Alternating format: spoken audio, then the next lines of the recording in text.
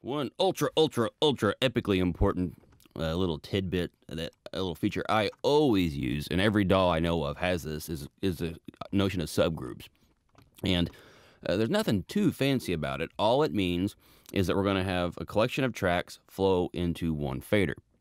And in Cubase here, there's very little distinction between a regular channel, let's say a snare top, for example, and how a subgroup works, in that we can have inserts, effect sends, and all the things we can do to one track, we can do collectively to a million tracks at once. And this will save us millions and millions and millions of seconds of time, maybe even millions of hours of time.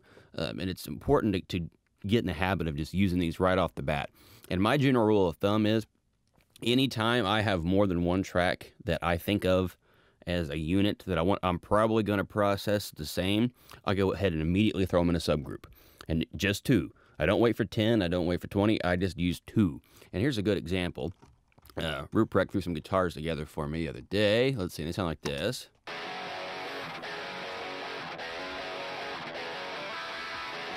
Pretty cool sounding guitars. And the thing is, well, one, they had a little bit more low end than I wanted. I went pretty tight on these. You're not hearing any context right now. That's a different video.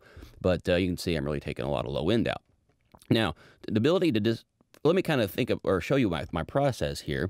I'm doing a few things with these guitars. I've got the inserts, which I'm doing EQ, exciter, and, oh my God, do I have compression? No compression. Okay, so I've got an exciter and I've got an EQ. That's two things I'm doing. And then I have an aux send feeding a reverb. So that's three things I'm doing. Now, these three things are already, I've already profited, because if I would have to do six things if I did these each individually. And that also includes the processing of the computer itself. It would have to be doing six things too. So that's also something to think about.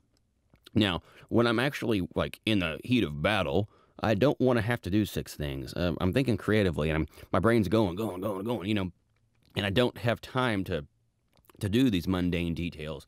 It's frustrating enough for me just to open up a plugin. That takes way too long.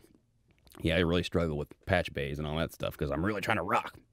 And here I am being distracted by this, this hurdle. So my advice, and let me kind of show you how this works, at least in Cubase real quick. It's real straightforward. We have these two guitars, and then we simply route them. Instead of going to the stereo bus, we route them to the guitar group. It's as easy as that. And so instead of going to the stereo bus here, they are kind of a sidetracked, I guess is the best way, and say, oh, your traffic must flow through this subgroup here. And so if we hit play on the guitars, gone. If we pull the volume down, and you can imagine what this does when you've got, I don't know, 16 layers of guys yelling, the whole football, yeah, the big thing, stadium sound, things like that. Oh man, it's unbelievable how much time it saves. But I'm of the opinion that it saves time the second that you add even just two tracks. And we can always go back to the original track if there's something weird, maybe one vocal needs to be tuned or something like that. We can always go back and deal with that as need be. But anytime we've got two tracks that are probably going to need identical processing, go immediately to the subgroups. Bye.